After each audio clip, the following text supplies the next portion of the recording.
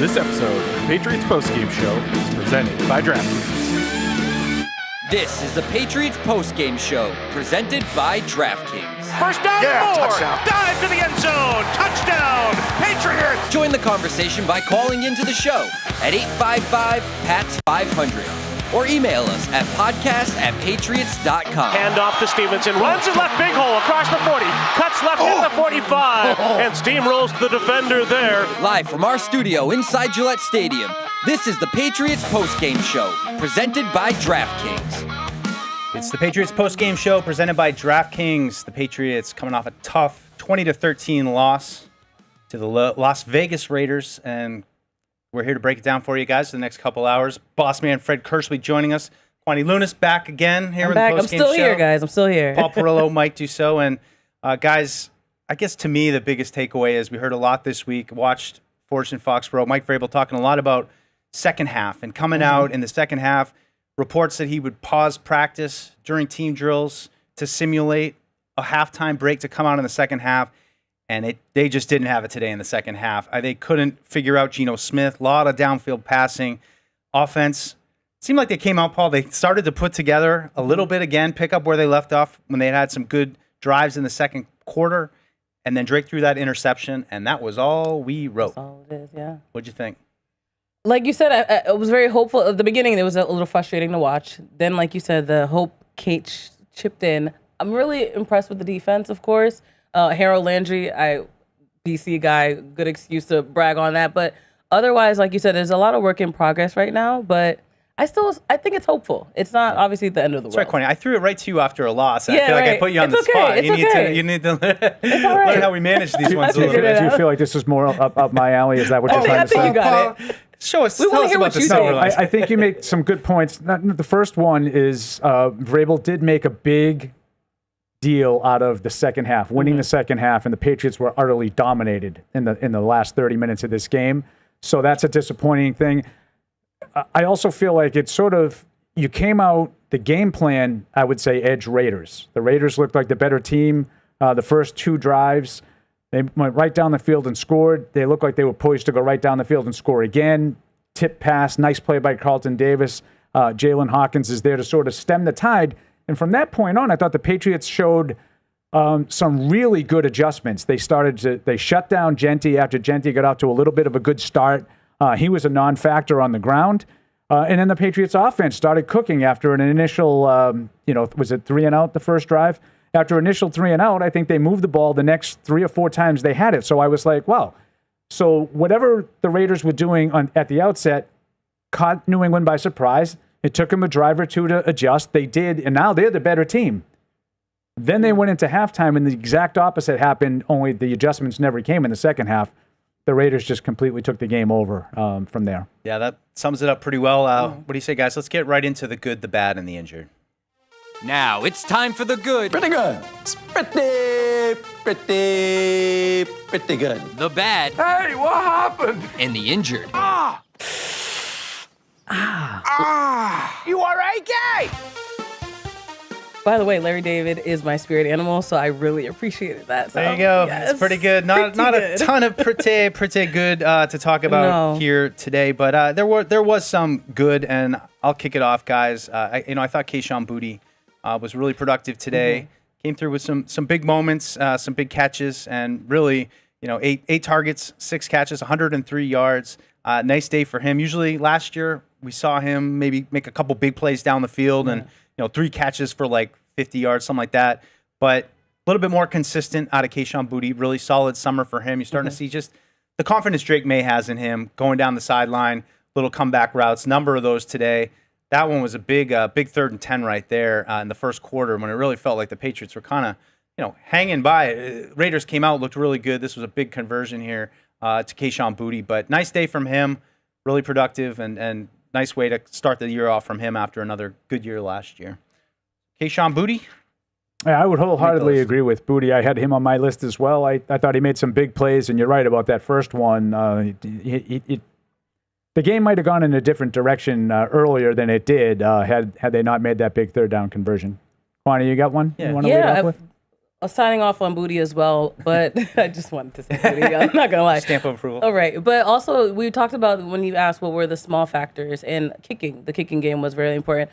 Borregales, not perfect, but I think proving that he can hold up for the team, and in a game like this where the weather was a little bit of a factor, it was good to see that he can hold up. Again, improvements needed, but really excited to see where that goes. That one miss though, the one miss wasn't. That 40-yard bugged me. It was like, do I give him the good? But I will just he'll because he'll show up later in the program. right. This is how it works. Though. Exactly. So Paul, what do you my got? first one was I thought the pass rush in general, but Harold Landry, Kwani mentioned her Go BC, Eagles, go her Eagles. BC teammate, classmate. Yep. 2.5 sacks. I thought he, and to a lesser extent Chason, did provide some edge pressure during the day. I thought they had I was a little disappointed overall just because I thought they had to dial up some of the pressure that they did. But be that as it may, they were able to get around Geno Smith, and I think that's what allowed them to sort of take control of the game there in the second quarter. The big change was the Patriots defense started to get after Geno Smith a little bit. Unfortunately, they didn't sustain that in the second half, but Harold Landry, 2.5 sacks in his debut with the Patriots, has to be on the good list, no? Absolutely. Yeah, he's on my good list, and not just because Absolutely on my good list.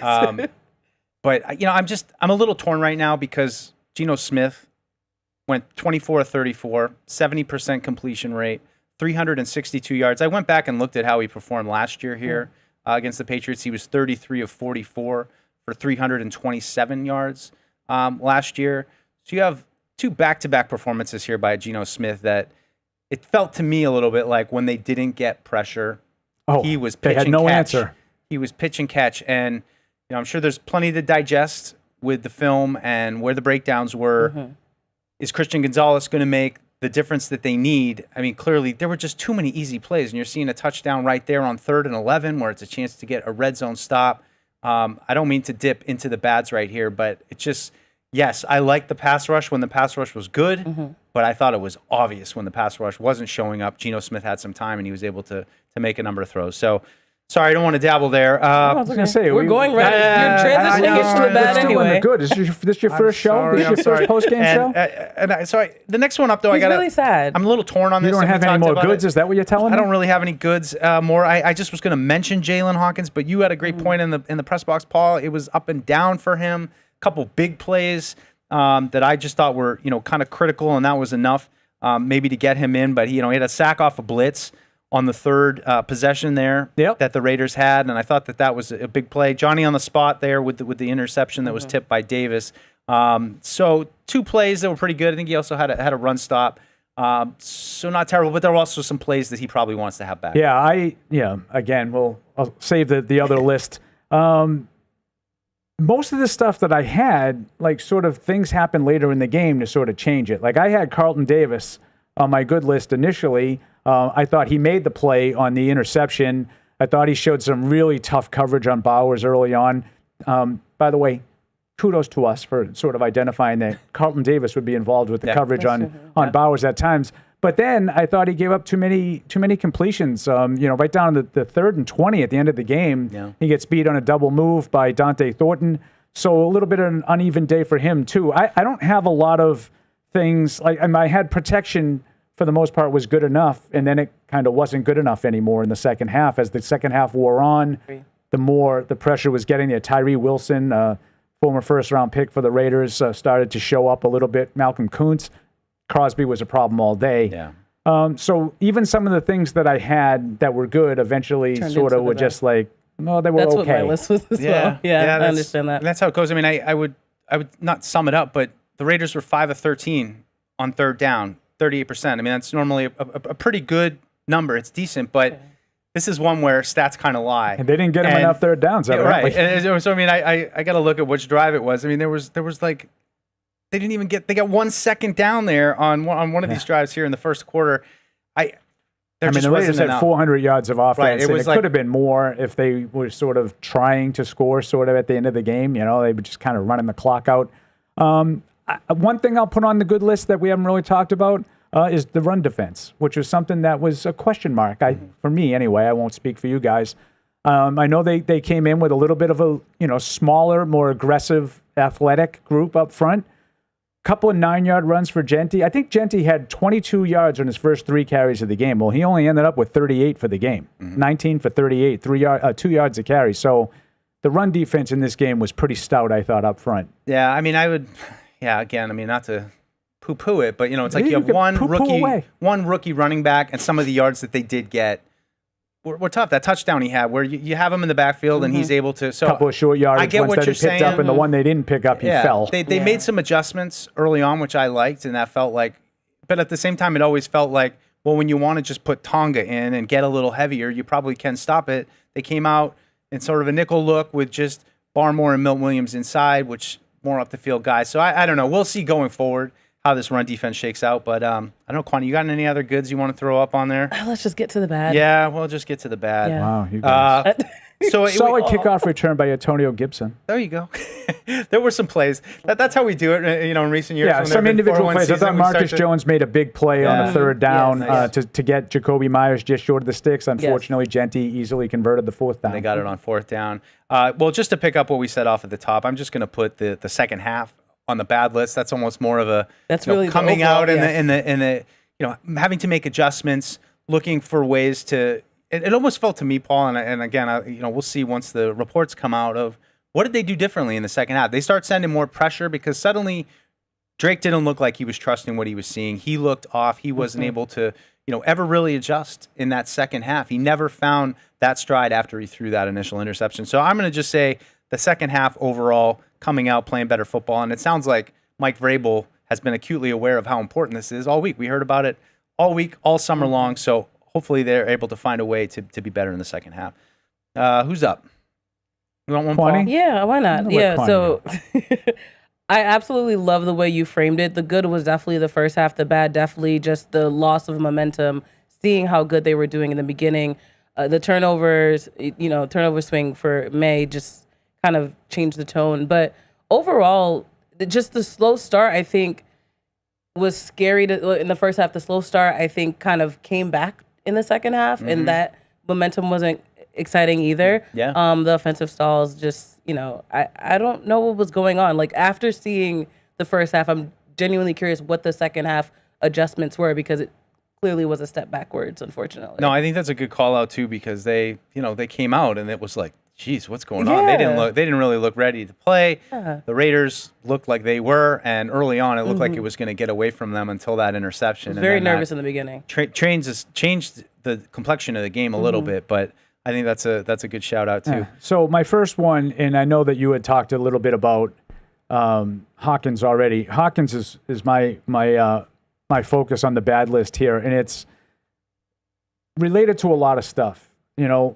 They decided to go in a direction, for whatever reason it was, away from Kyle Duggar and certainly away from Jabril Peppers, who's no longer on the team. Now, Duggar actually ended up starting the game for a play. Then we didn't see him for a while. Then he was sporadically in the game. I don't think he played a tremendous amount of snaps in the game. But you go with Hawkins and Woodson. Now, the rookie Woodson, I didn't really notice him in any negative spot. So that, to me, is a good sign for a young safety.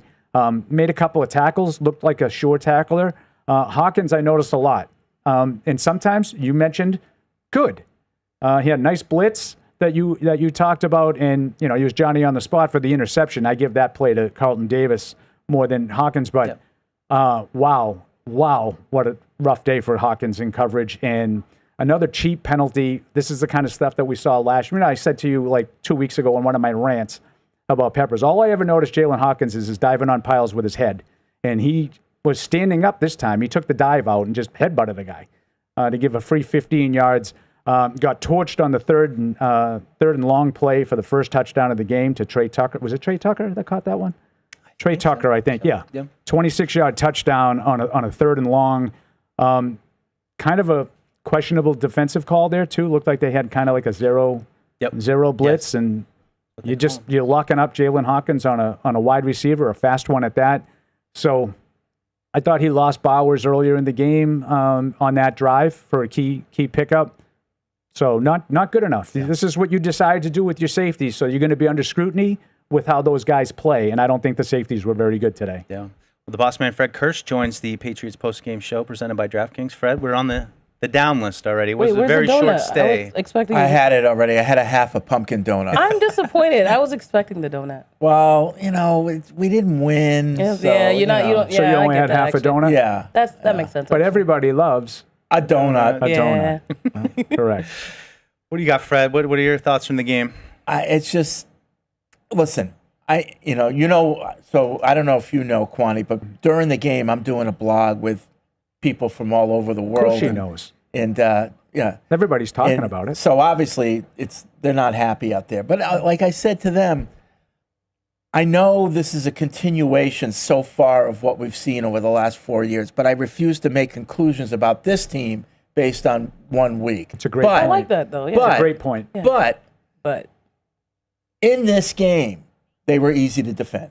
There was too many things that we've seen the last 3 Right. years. In this game, they were too easy to defend. There just wasn't a threat from the Patriots to stop the Raiders from crowding the line of scrimmage, from playing tight.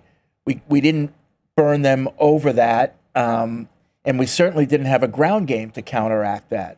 So, in this game, we were easy to defend, and on defense, just really mental errors, dumb mistakes. Paul mentioned, the unnecessary roughness penalty on Hawkins. He was burned a couple times. So, at least 2 other times on big plays.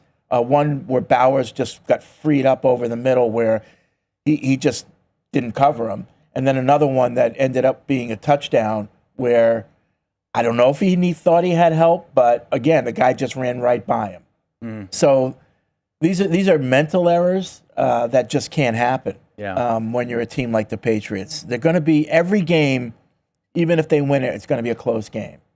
Yeah. So you just can't afford. You can't afford missing a 44-yard field goal or 40-yard field goal early. So it's disappointing. But again, I'm just not going to make conclusions about this team based on this game. yeah. Like that. Yeah, I Game think one. it's good point by Freddie about the conclusions off of 1 week. I Yeah. mean, that's nowhere do you draw more conclusions off, wild conclusions off of Week one last in, week. Week one in the NFL. Week 1 last year, right? Celebrating. Bad time to make conclusions, right? Overreactions were made for week 1 of the NFL season. That's right. I'd just say that I understand, though, fans being a little weary after the last 2 Sure. seasons. Understood, And absolutely. a lot of the elements that you saw, some of the sloppiness with the penalties, the inability to produce points on look, bad football is bad football teams. Like, there's only really, a couple ways to lose football games. And when you're not good enough, this is how it kind of looks. So, but I agree. I hope that they're able to build off of this and start to build some momentum. I did see some fight back and a little bit there, but continuing the bad, I would just kind of piggyback off what you said, Fred, and just say the penalties. And they both had 9 penalties. It's kind of matches what you would think in the first game of a season. If we were doing the Raiders post-game show, that would be on my bad list for the Raiders, too. Yeah, there's a But lot some of of penalties. the timeliness of them, especially at the end when you're hanging by a thread and you're false starting, and a lot of those drives in the second half felt like they were getting penalties right out of the Like gate. a delay a getting backed game up. when you're down,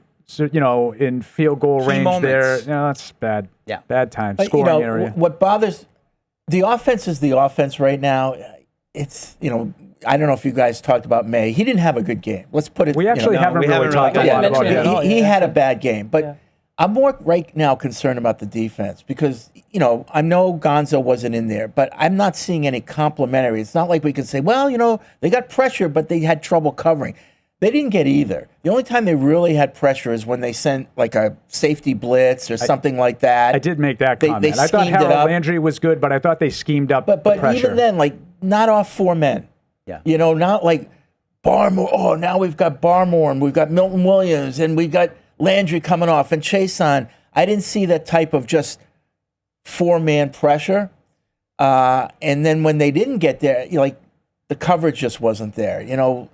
Myers just, torching us. And, we came into the game saying, they really don't have a lot of good receivers. Well, they didn't really need a lot of good So receivers. to your point, on Myers, he had 10 targets, 8 catches. The 2 that he didn't catch were drops. Yeah. he was open every other time. And I can think of the 2 plays that he had in his hands that he didn't catch. You know, Yeah. 8 for 97. And for a guy, you know, we saw Jacoby Myers for 4 years, right? Yeah. Not a lot of yak. Today, he looked like one He of the more was. elusive guys in the league. And it's not like he was like we were bouncing off of him. Yeah. There was some bad tackling. It was week 1 football, but it was more so for us than the Raiders. Yeah. Now they're a 4-1 team going into this season too. So you look at the schedule. Oh, the Raiders are a win, but this is what happens. We were, you know, you can't do that. You can't do that. And I agree, Who Freddie. knows how much better they're going to be this year with now Pete Carroll as their head coach. And Well, I made the comment just like the game looked like early in the fourth quarter. I was like, this looks like 2 bad teams playing that are improved from last year. They both won 4 games last year, and at times they looked more than competent today. The Raiders started the game really well. The Patriots, about halfway late in the first quarter, caught fire and then dominated the second quarter. You know, there were periods of time where both teams looked really good, but they're both bad teams still trying to figure out their way, and they made a lot of mistakes, a lot of self-inflicted wounds. I just got the feeling that at halftime, Carroll said, or you know, maybe the defensive coordinator as well, we're giving this team too much respect. Yeah, go get him. Go get him. Yep. Go get him. I do want to say something that That's I what said it to feels Fred like. off air. No? Quanti, you wouldn't get this because Yeah. this is a Patriots Unfiltered Yeah. thing. Hats off to Freddie. He said, if I were Pete Carroll, I would forget about what I normally do and I would test this secondary without Gonzo, and they certainly did. And Geno Smith lit him up again. Well, that's what- 400 yards. I mean, close. Brock Bowers Yeah, is Brock 362. Bowers. 362, okay. But is it too simple to just say that they had the better quarterback today? Oh, because no doubt. you know, Oh, yeah, Brock absolutely. Bowers certainly made a couple plays that you were like, wow. They had the better on- receivers, On too. your show this week, they thought they were going to put you under the fire, and they said, for this game, who would you take, Geno or Drake? And you didn't think that was ridiculous that I No, said and you Geno took I Smith. don't Geno, think of he's course a you veteran would. quarterback. Right. He's been around. Now, What do people you think would- he's washed or something? Well, and I said, Ask me in week 10. And I said, I go, what you would right. hope is by the middle of October or the start of November, people are saying, no, Drake Maye has made that rise. Yes, He's that's now fair. better than the middling quarterbacks Very in the NFL. fair. And that's where I would put Geno Absolutely, Smith. yeah. Right. I wouldn't put him in the top 10, but I No. would put him in the bottom, the bottom 12. Yeah, he's right in the middle. He's a 15 or so quarterback. And today he was much more accurate than Drake. Yeah, it was the Maye sprays too, the pop up right, Lot of Maye right from the sprays. get go, and Could have had several interceptions Yeah. on the balls that went off of his receiver's hands, which were almost all bad throws. Yeah. And only one of them ended up getting picked off, the one he got hit as he threw. But he had a couple of tip passes that fell harmlessly. I thought in the second half, especially when they stuttered coming out of the gate, or sputtered, I should say, I thought that if there was a time to maybe start, rolling out the design runs for Drake, that they might do that just to get the Raiders off balance. But other than one little option They had pitch one read that he option. had. Well, he had a run Yeah, that try to he get a kept drive himself. started. Yeah, but they really didn't do that. No. And maybe it's too early for that. I don't know, or maybe it's not in the I offense. will say, in terms of maturation, he had a couple of early scrambles that he slid. I made a joke with Evan and Mike. Drake has had more slides in this game than he did all last year. Yeah. Which I like to see. Get a couple of yards, get out of negative plays, but then get down. We're not, if the game is on the line, that's different. Yeah. If that's like you're down 7 at the end of the game and you're sliding before the sticks, that's not good. Yeah. You got to try to make a play. But Yeah. early in the game today, first game of the season, couple of early scrambles, get down. Yeah. It was wet. He wanted to slide a little bit, a little slip and slide out there. So is he officially on the bad list? Did anyone officially I think extend Fred. him Yeah. on I think there? Fred really I think you was. I solidified think that Fred for was us. good with that. All right. We'll Drake. let the Great boss call. man take the heat for the quarterback on the bad list. list. It's funny. That's another one. Like when he got going late in the first quarter and into the second, I had Drake on my good list. I was He's excited. ripping I it was like, right all now. I right, wrote he's doing until yeah. he wasn't. Yeah. Mike had it was second half pick, Yeah. punt. Well, you had the 3 drives where they had a 12-play 7 the second drive, 12-play 77 that ended up, that came off of the interception, scored a touchdown, great 11-play 67 drive, and then a 9-play 44-yarder, which should have produced at least 16 points with the missed field goal. But that little stretch there from the late first into the second, it felt like they were finding a stride, and then the drives are 3 plays, 6 plays, 3, 3, 6, 5, and the last drive with 10. But not enough. I know we mentioned tackling. That was also on my list. Fred kind of brought that home. I mentioned penalties. Just the pass defense consistently Just there was so much room, Terrible. so many open receivers, easy pitch and catch throws. The only guy I saw that was reasonably tight to his man was Alex Austin. Maybe we should have put him individually. He had a nice play. He had two or three nice plays. He had a great deep coverage early in the game. He was right on the hip of Thornton, I think, on a deep ball. Yep. Nice pass defense. I thought for the most part he was where he was supposed to be. It wasn't perfect for him either, but these guys, you're not going to pitch shutouts. I'm not the ball knower that. No, we'll wait till Evan Tuesday is, to find out what we don't know. I'd like to ask him, what defense were the Patriots in coverage? Like, was it mostly zone? Because it looked like it was zone that they weren't playing well. You know what I'm saying? It's not like the Raiders were catching contested catches. They were catching passes like wide open. Yeah, running through. And so, like, it seemed to me a lot of, there was some bad tackling, but there was just a lot of mental errors on defense, I thought, in the back end. I think so, too. That's why I just think there's a lot to unpack there. What did they do going into the second half? How did they get Drake off? And, were there things there then that Drake just wasn't seeing, or were they taking everything away, too? What else? Anybody else got any other downs? Quantity you spent? I think I got through all my bad lists. Yeah, So Paulie? I have a few things. You got a couple little ones? Two things that bug me, as you guys know, the coaching stuff. They went for a 4th and 1 from around midfield in the second quarter, which I wholeheartedly agreed with the decision. We're going to take a shot, which I don't mind. But you got to have something else. They got away with it. So they got Matt Collins, they're trying to leak out. He's really tightly covered, and Drake Maye really didn't look. I mean, I'd like to see it again. Maybe he had something underneath that he passed up, but it looked like it was a one-man route to Matt Collins. So I didn't like the play call itself. They got bailed out with a very ticky-tack pass interference that even Fred thought was a bad call, which was stunning in itself. But more so than that, that's just one play. So I no big, and I have no problem with being aggressive on 4th and 1 there.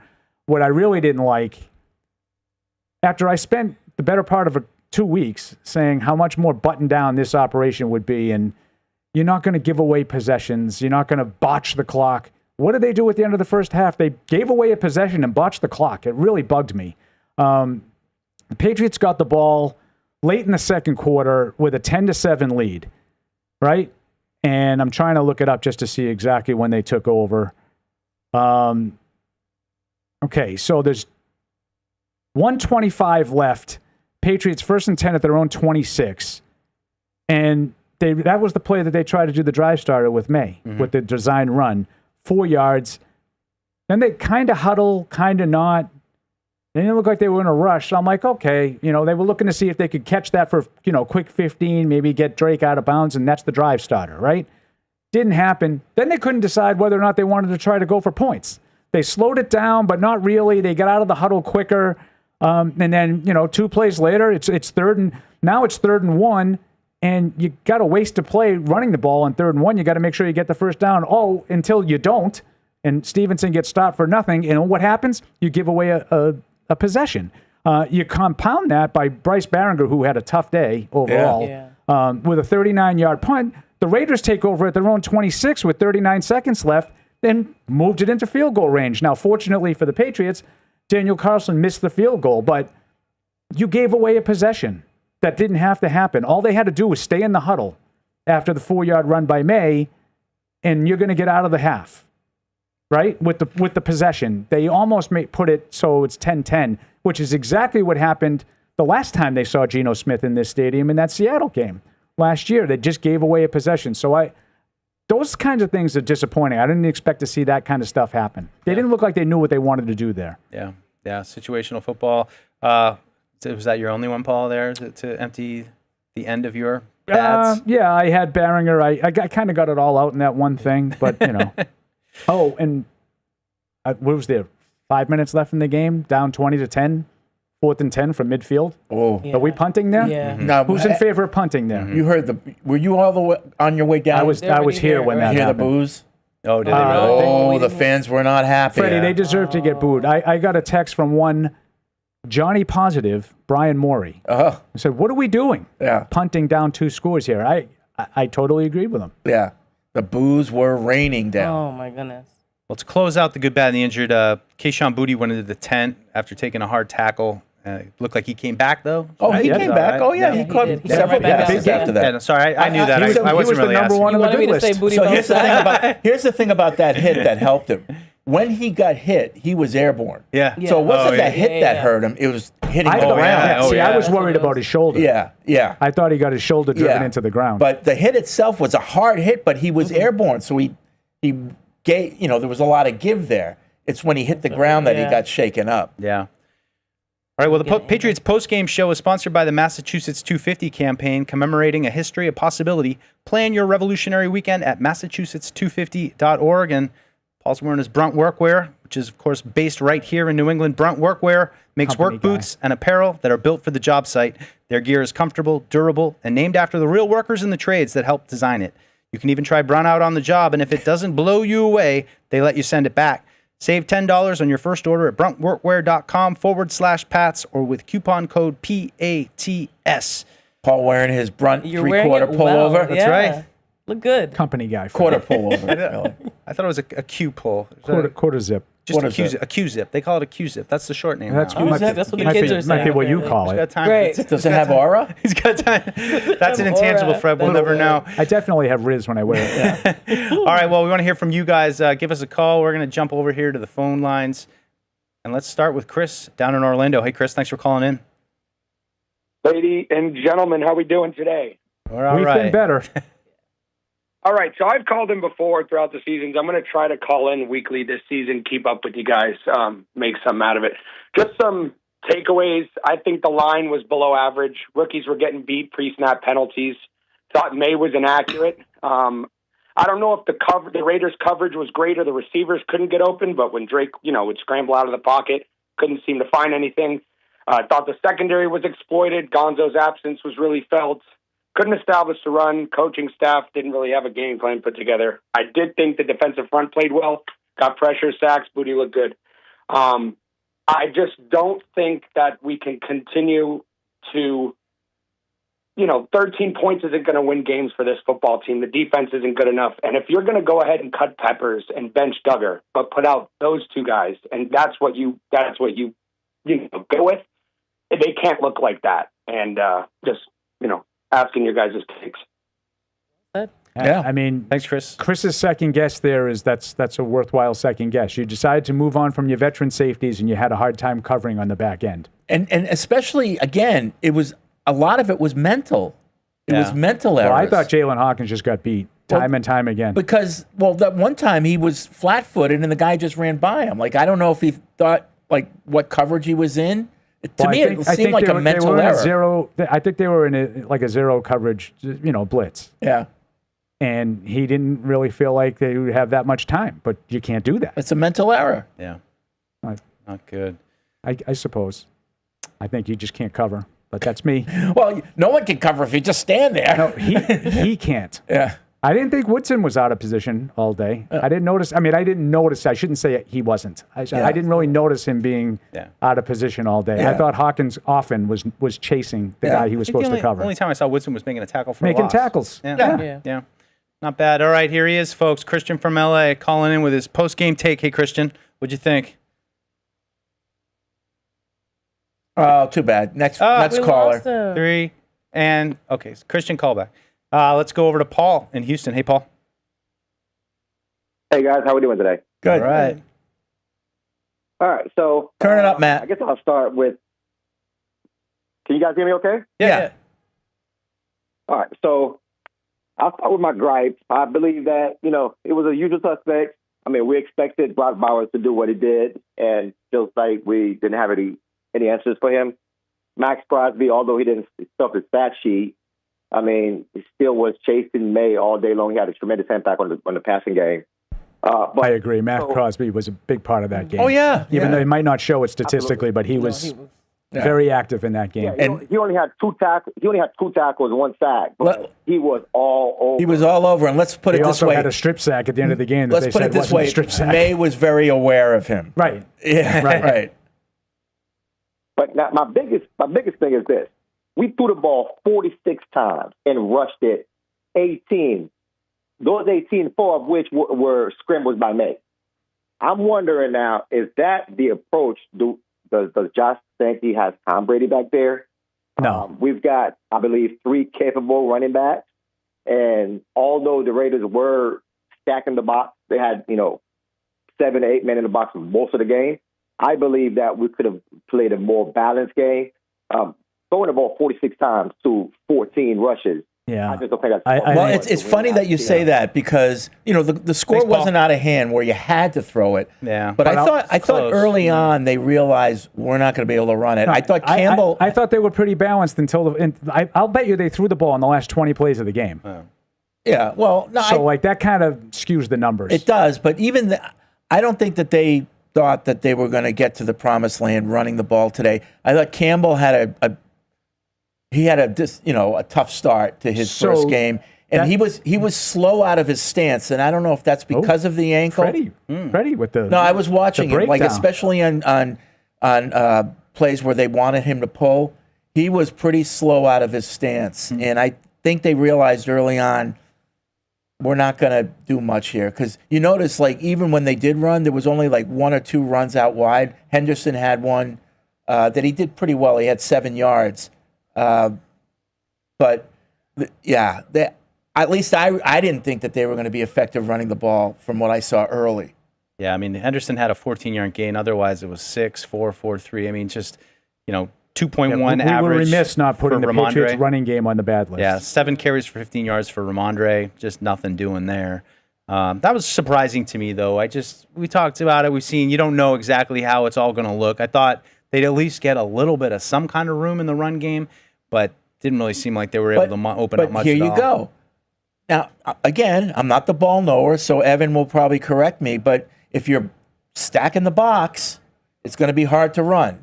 And if you're not afraid of the offense, you can stack the box. So they passed the ball on the last 16 plays of the game. Yeah.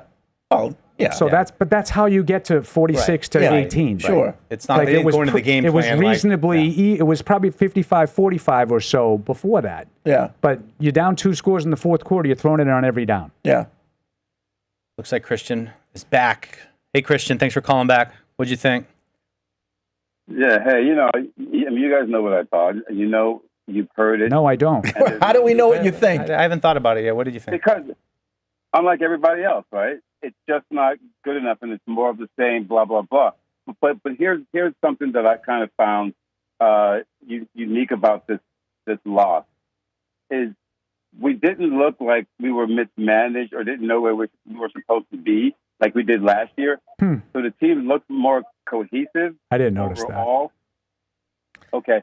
A lot of people said that in the first half because, in the first half you walk downstairs and people pass, and a lot of people said, looks like, they've got things put together in the first half, but not in the second half. They played well at times. Like I said, they caught fire halfway through the first quarter and played really well in the second quarter. Yeah. Kind of like if you remember a season opener in the past against the Eagles when they fell behind 16-0, and all of a sudden it was touchdown, 16-14. Wow, look at this. We're good now. And then the second half came. Like, there have been periods of time over the years. I mean, they won their opener last year. Did anybody say that they looked like they didn't know what they were doing in the opener last year? Right. No, I thought they looked like a regular team today. They're not good enough yet. They're not good enough yet to play 60 good minutes of football. They played, I don't know, maybe 20 good minutes of football today. Yeah. And they did. They looked really good in that stretch from halfway through the first quarter. I thought I actually looked at Fred, Mike, and I said, if we were still good like we used to be in the old days, I'd be calling this game. They were up 10-7. They had 2 3-and-outs in a row. They're getting the ball back, and you're like, here we go. They're going to score at the end of the half. They're going to double up in the set. And then they don't. Then they go 3-and-out because they're still not quite good enough yet. Let's keep the calls coming. Jersey Shore, Mike. Hey, Mike. Hey, guys. How you doing? Good. Good. So, you come out and you play a good, that first half, and you come out in the second half, and all Vrabel was saying that he was prepared for the second half. That's what he wanted this team, to be prepared for. And it was a total breakdown. And just coming off of that, I'm not sure if these guys got it to what he wants them to do. And I understand this is the first game, but I was expecting a lot more out of this team. I wasn't really expecting maybe not a win, but I was expecting a lot more from this team. And Coaching, I don't know. Next week is going to be very surprising. Miami didn't look good at all today, so keep going. I know where you're going. Yeah. Mike already said this. Yeah, You're going to get a desperate Dolphins team at home next week. Well, I think we should be desperate too. So, and what happens when you have two but desperate Mike, teams you bring playing? up something that's really interesting. Where you go with the more desperate team go with the home team. About what Vrabel has said about the importance of second half football. We're going to hear it a little later in Vrabel's press conference, but the first question is from Karen, and she brought that up, and he cut her off to agree with her. Like he knew where she was going, and she didn't even have to finish her question. He finished it for her and like answered it, like how disappointed he was about the second half. Yeah. Thanks, Mike. Oh shoot, cut him off there. That's all right. That's all right. Call back. We get the gist of it. Let's keep it going. Jason and Chiva. Hello, Jason. Yo, what's up? Hey. Look, it's probably not on the coaching staff, the running disparity there. Yeah. But Evan was trying to sell us on the power of the offensive line running the ball, and I was pretty convinced that we couldn't do it, running up into the second half there, and it's disappointing to see that, right? Just coming off of a training camp where we thought that the running game was going to be the stronger suit of the offensive line. Yeah. No, it's a good point. People said that they're going to have some problems in pass protection with the young guys, but they've shown the ability to run the ball, and not today. That's a good point. I just feel like the run defense and the run offense, I don't know in training camp. I just never really have a sense. I hate to beat a dead horse, but in the NFL, if you stack the box, pretty much any team can really, have success stopping the run if they really want to, if they sell out for the run. I agree. And, I think the Raiders weren't afraid of the passing game for the Patriots. Yeah, the Patriots, and I said this in the blog, the Patriots are going to have to prove to defenses that they can beat them in the air. Yeah. Teams aren't going to just give them that. They're not going to give them that respect yet. They haven't earned it. Yeah, no, they shouldn't. Especially, Drake's just been inconsistent at best. And so put the pressure on him. I would expect more from Miami of what we saw from Patrick Graham in the second half here, especially if it's a lot of blitzing. And along those lines, too, with Freddie's whole, easy to defend mantra, Booty, I thought, was really good on the sideline, running his guy off, turning to the sideline, easy pitches and catches. I don't think they tried one sort of double move or just have him on a flat go route and see if you can do what he did last year against Houston. Do you think they had time for that? Well, we'll never know. They never tried. It's almost like, and I hate to say it, but it's almost like the next game they should say, you know what? We're going to come out passing and we're not going to stop passing. We're just going to pass because we need to establish the pass. You know how everyone says establish the run? We need to establish the pass. Preach it, Freddie. You know my theory. Yeah.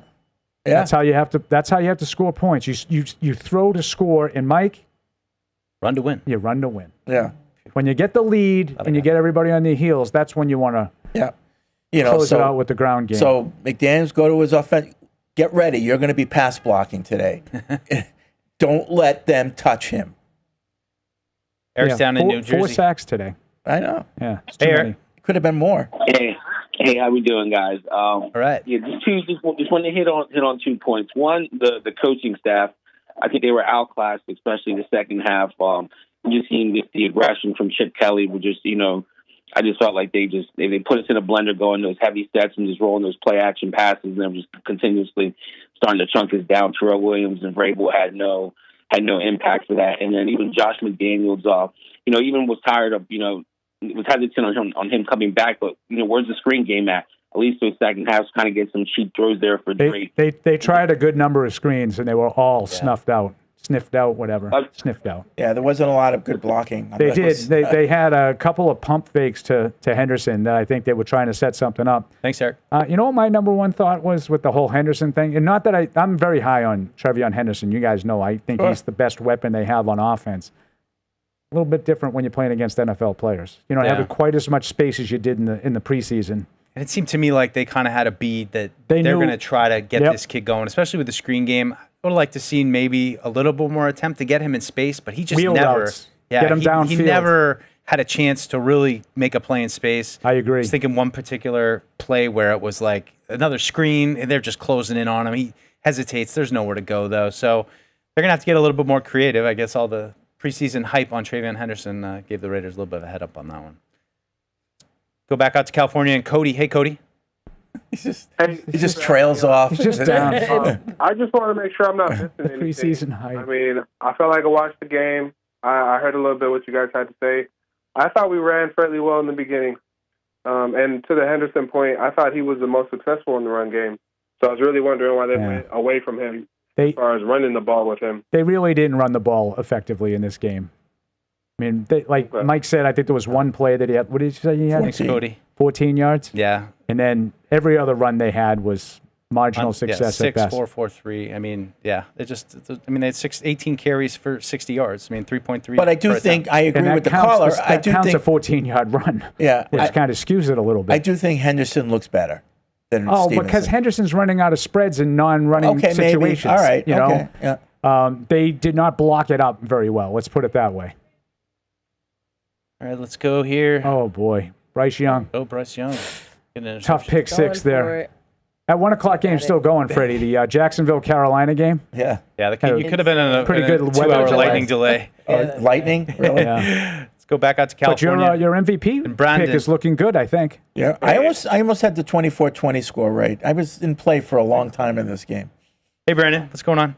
The other team won. How's it going? So, one of my big things I want to take away with Stevenson is that I just don't feel that when he's running that ball, like, he could have got that second, and I think it was 2nd and 6, where he just, like, went out of bounds. I get, like, we're looking at the time, but, like, lower your shoulder. I just don't feel that he has that it factor anymore. Yeah, but wasn't it against the clock? Didn't he have to get out of bounds at that point?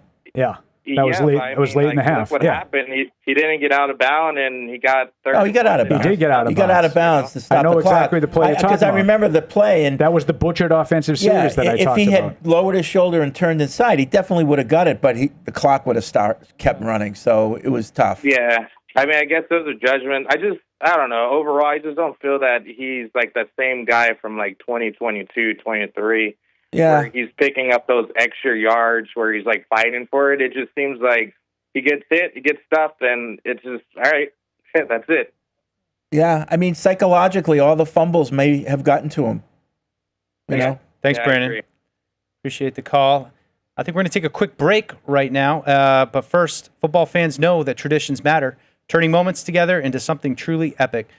They're what inspire us to make our masa and Tostitos the traditional way, starting with the whole corn kernels, no artificial flavors, colors, or preservatives, all to give you the perfect crunch. Discover your next tradition this football season. Head to the store, grab your Tostitos team bag, and scan the code for a chance to score an epic experience with the Patriots. Tostitos, tradition matters. We'll be right back after this. The future with AI will twist and turn. Cisco is the critical infrastructure for the AI era, clearing your path to wide open possibility. Cisco. It ain't my dad's razor, Dad. Hey, watch it. It's from Gillette Labs. This green bar releases trapped hairs from my face. Game changer. While the Flex, this contours to it. So the 5 blades can get virtually every hair in one stroke. For the ultimate Gillette shaving experience. The best a man can get is Gillette Labs.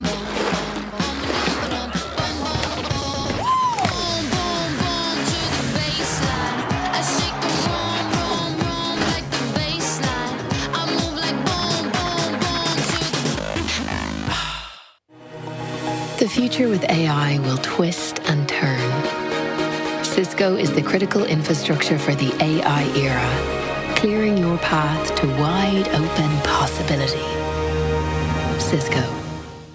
It ain't my dad's razor, Dad. Hey, watch it. It's from Gillette Labs. This green bar releases trapped hairs from my face. Game changer. While the Flex, this contours to it. So the 5 blades can get virtually every hair in one stroke. For the ultimate Gillette shaving experience. The best a man can get is Gillette Labs.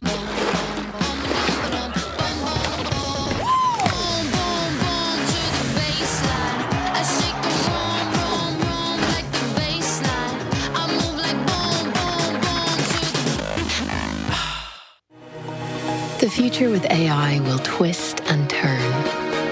Cisco is the critical infrastructure for the AI era, clearing your path to wide open possibility. Cisco. It ain't my dad's razor, Dad. Hey, watch it. It's from Gillette Labs. This green bar releases trapped hairs from my face. Game changer. While the Flex This contours to it, so the 5 blades can get virtually every hair in one stroke. For the ultimate Gillette shaving experience, The best a man can get is Gillette Labs.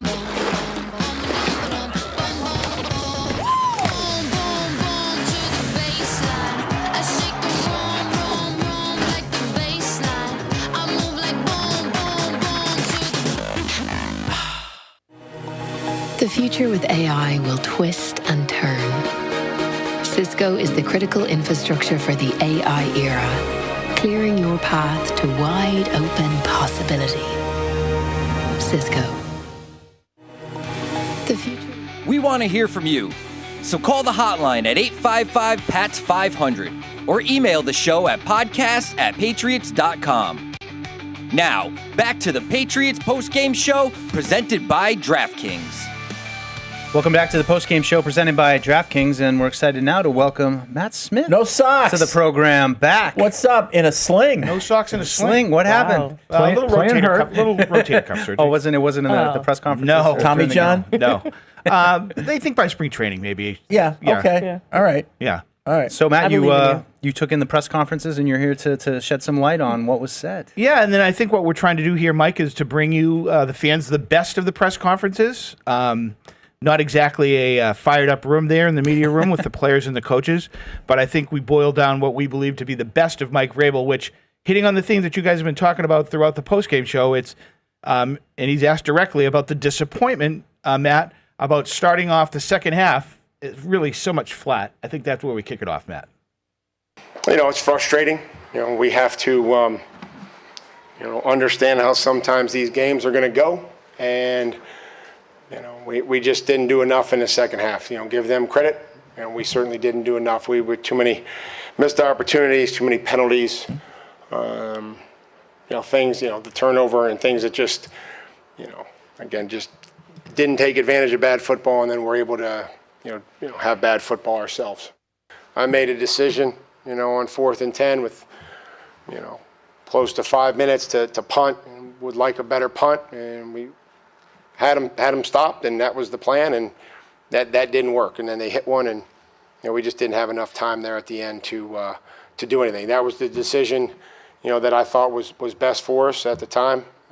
But again, it's a start, not the one that we wanted, and we got a long way to go, and we're going to be resolved to get it fixed. And the people that are here are going to be committed to getting it fixed together. We can't sit there and hold on to it too long. We got to go on the road, and we got to play a division opponent, and we got to embrace moving on. And I think that's what we're going to try to do. So thank you. So there's the head coach. I thought it was interesting. There was an immediate member that asked him about the decision. That was my next question. To punt at that particular point in time. Mike brought that up himself. Pretty interesting. Well, he got booed roundly, so I think that stung a little. Yeah. I think that's interesting, though, that he just brought it up. I appreciate the self-awareness and and the reflection, though. I think that's important from a coach to be accountable to himself and to his team. So it is surprising, but I think refreshing. Was that all part of, the open? No. So, sorry. That was edited. That was an edited together 1 minute, 18 seconds of an 8 minute and 50 second. I could see it was edited together, but it was different questions periodically throughout. Okay. Yes, sir. Yeah, I think it's very weird that he brought that decision to punt up without being asked. What was the question that led to that? I don't remember, but I think he was more just opining about the second half. It's interesting you brought up. I mean, he said when he was first hired, want to be a team that can take advantage of bad football, and bad start, but then you get the interception, you go down and score a touchdown. There was a brief glimmer there for me of taking advantage of bad football, and then as Mike said, that was kind of it for the rest of the game. They weren't able to do it, and they were the ones then contributing. They played the bad football in the second half for sure. Right. Missing Hunter Henry on the first play of the second drive, I think, that he goes high and off his hands, and that sort of puts you behind the stakes. You end up going 3 and out. That really allowed the Raiders to get their footing. That was right after the Raiders had scored to go ahead 14-10. Now the Raiders get the ball right back, and they go right down the field, make it 17-10. Second half really wasn't overly competitive. No. Do you think the interception played an outsized part in that? Or do you think that they came in with a good plan and then that mistake was what I do think just that. started it falling apart? No, because they got it right back after the interception. No, Raiders went right down and scored. Make it 14-10. Correct. That was the first drive. I'm sorry. I'm thinking about when they missed the field goal, they got it right back. I'm sorry. Yeah, right. And, that was from Las Vegas's 29. I mean, a lot of these, drives that they had were 66 yards, 55 yards, 71 yards, 52 yards, 66 yards. I mean, they were driving the ball. And chunk plays. From start to finish. 11 plays of 19 yards or more, I think. Right. That's a lot. Yep, That's a chunk lot. plays. That's huge. Too That's many. a lot of 20-yard Too plays. many. That's why I think it's mental errors. I do think not having Gonzalez is enormous. Yeah, so I'm going to try. Well, my point there on the zone is if you have Gonzalez, are you playing more man-to-man? See, I thought they played a lot of mental man. errors don't come into play as much. Yeah. You're either covering you or think you they don't. played a lot I of think man? they played a lot of I thought man, they played too. a lot of man. Now, to your point, Fred, Yeah. that's great. You want to play a lot of man, but when your best man cover guy is not in the game, that makes it a little bit more difficult. And Gonzalez is that much better than everybody else. Oh, yeah. For the Patriots. Does this put pressure on Gonzalez to get back sooner? Or maybe he says, okay, then you see what it looks like without me. Too early. Keep my money. So, Matt, one more trip into you the got locker room. You got Deuce. another trip, yeah. Yeah. Take us down memory lane. With the quarterback, who I think was trying to take some accountability today, which I think was a good move, and one of the captains. And I think there was a common theme amongst everybody that was talking that it's one game, we got to stick together.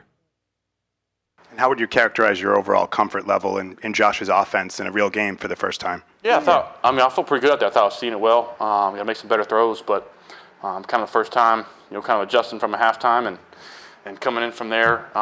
Just got to be better on my part. I think down in the red zone and little things with details. 7 versus 3 is huge in this league, and just make every possession count. And I know there's times that we have looks that we like, and I can think of letting a couple rip that I should have right now. So just taking advantage of every possession and just trying to build those guys and, like I said, get the first down. It's a brand new team, brand new year. This is one game. We got a big week ahead of us to bounce back for Miami. He was a little quiet. Spillane. Yeah. I totally agree. Didn't notice him really at all. Yeah. I mean, other than chasing. Yeah. Now, that's not his fault. He shouldn't be involved in covering Brock Bowers. He was chasing a lot of the stuff. Head. Yeah. But I didn't really notice him around the ball making plays. Yeah. Ellis made a couple plays, though, coming in, some tackles, but overall it's just getting a sense of this new defense and how it's supposed to look. Because we've been watching it this summer, and they've been telling us they want to be very violent and be very aggressive, and at times they were, but not consistent enough, and just not married. They always talk about the front end and the coverage being married together, and that's what just seemed out of sorts to me. And you said sometimes it felt like they're rushing, they're just not getting there in time. But Geno looked comfortable in the pocket, even for the amount that they were getting there. It never really seemed to take him out of a flow. Whereas on our side of the ball, it seemed like Drake Maye, after that interception, he said he was seeing it. Maybe he was seeing it early. It didn't feel like he was seeing it late when they had 3 straight 3-and-outs. Yeah, he looked a little jittery. Yeah, and to that point about Spillane, 3 tackles in the game. So he really wasn't overly active. And I do agree about the pressure. I thought the Patriots did a good job. I mean, they had 4 sacks. Especially considering where they're coming from. They were last in the league in sacks last year, so you'll take 4 sacks. But I kind of agree with Mike. When they weren't getting a sack, it didn't seem like they were affecting Geno Smith very much. Whereas the Raiders had 4 sacks, but I felt like they affected Drake Maye throughout the game. Even when the Patriots were playing I thought the ball was coming out quickly. You have the pressures I do not number? have that. You have to get the ball nowhere for that To me, that's more telling. How many pressures they claim they had. Do you feel that way? Like the Raiders were forcing the ball out quickly, even when they weren't getting there, whereas Geno Smith looked like he had a fair amount of time to throw, but he got sacked the same amount of times. Yeah, that's why I wanted to see the pressures, because I'll bet you that the Raiders won that battle. I think Mike made a good point about the marriage between the rush and the coverage, and the game was pretty much in hand anyway, but on the 3rd and 20, where they all out blitzed, and Davis is left covering and bit on the Double move. on the double move. Yep. Like that's just that. I don't think those are the things that they're being coached. You know, and that's a tough one to give up on 3rd and 20 to give up. And 36. somebody says, I don't know if I agree with all-out blitz. Like, listen, I don't care what the call is. You still can't let your guy run by you. Plus, Freddie, if that's incomplete, then it's a good call. Correct. But if you're looking at this, so Vrabel gave you the explanation as to why he decided to go to punt on that 4th down. He's looking. Well, once you punt, you're now forced. Like even the punt is not a great outcome. Even if you force an incomplete pass, like you kind of got to make a play now. Yep. And I agree with going after him. They're looking to force a turnover or a bad play, right? And take a chance. Yeah, you got to try to force the issue there. Yes. Now you have your best cover corner, on a rookie. You shouldn't be getting beat on a double move on that. So some of that's got to be the responsibility of the players. And they're lucky this throw was underthrown a little bit, or that would have been a touchdown. Oh, Colin Davis frustrated on that one. Well, I got to read an email from Jake, Melbourne, Australia. Spending this late, I guess probably early morning there for him now, if it's not midday by then. Thought the aggressiveness on the defensive play calling was a lot for the game. Was a strange decision with Gonzalez out. Don't think that was the way to go with the run defense holding up. It's a fair second guess again. Yeah, I mean, Evan was kind of on that too. And I think it was the big touchdown pass where they called the zero blitz. Same, we've been talking about it plenty. And he agrees with you regarding Hawkins' penalty, but he thought Hawkins had his head down going in for a tackle before Myers threw his head down to create the contact. That's not what he got called for a penalty for. He got called for a penalty for jumping and headbutting him at the end, not his initial tackle. He didn't get called on the initial hit. It was after the tackle. It was after the guy was already basically on the ground. He jumped up and tried to headbutt. I actually thought Christian Ellis could have got called for a penalty on that play too for diving on the pile. There was a lot of chippiness on that play. Now it was it's the Raiders. Like Fred made a point. He goes, Raiders gonna Raider. Like that was a really cheap hit. That number 58 there, Powers Johnson, I think his name is. Yeah. He got called for it on Jones. That was a really cheap hit on the sideline. Just 9 penalties. 2 bad teams. 9 penalties each. Turnovers. Missed field goal for both teams. That's you look and you say, well, how are those 2 teams left? See, he didn't get called for that. He gets called for what happened after this. He kind of jumps into the pile, and he just jumps up, and I don't even know if he connected, but he tried to toward the end. Again, no real reason for it. If you see how he comes in, well, we're not going to see it. We don't have the whole thing. I think he's trying to slow it down. No, it's after right this. Here, back and to the left.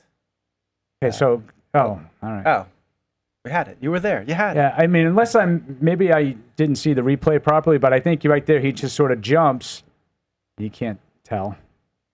But I don't think that the initial hit was what he got called for. But I could be wrong. Only the refs know what they called. Either way, it was unnecessary.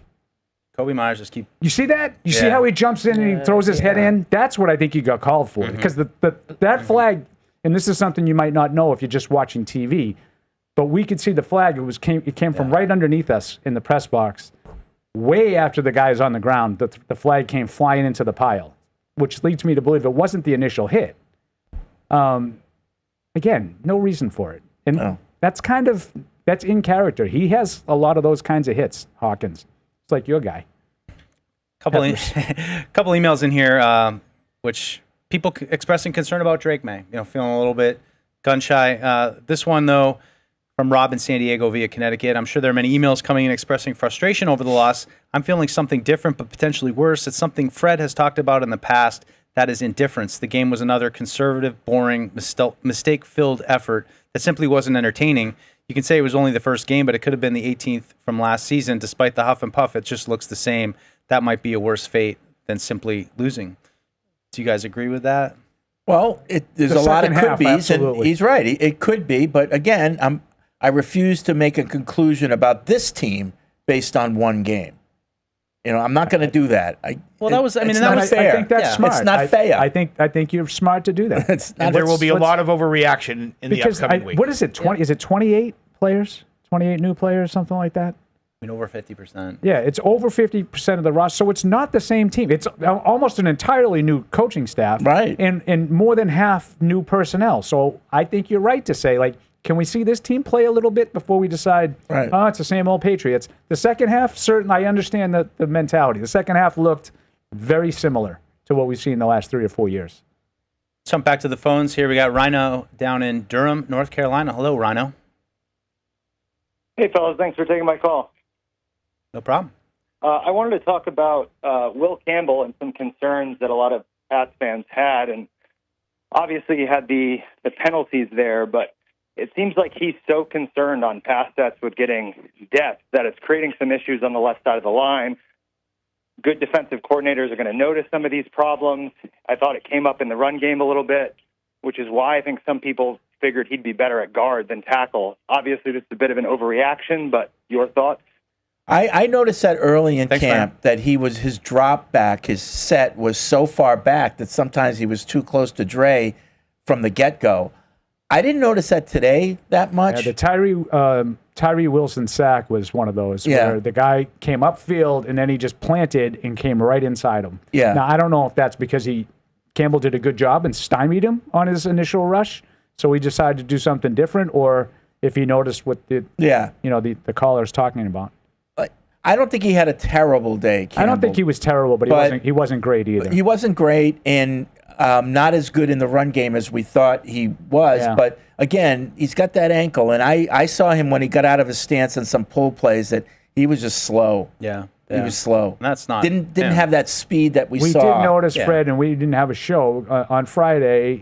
Mike and I did a little mission. We were in the locker room. Paul you were the mission part of it. He had something on the left ankle, and I wouldn't call it necessarily a limp, but he was favoring it. Yeah. You could see that there was some discomfort. Well, sometimes when you have an ankle, like if you're just walking straight ahead, it seems okay. But it's when you go left, right, and you put that stress on it. When you're trying to play an NFL game, it can be a little bit harder. All right, let's go down to Baltimore and B. Hey, B, what's up? Hello. Hey. Yeah, how you guys doing? All right. Good. You bet. So the question I had was them in this offseason, bringing Josh McDaniels. The offense is still mediocre. It's not creative enough for today's NFL. It's the same thing. Like nobody's worried about it. It's not giving the defense nothing to think about. Yeah. It is line up, run rep. It's not creative enough. That's why they should have brought somebody in with something different. Yeah.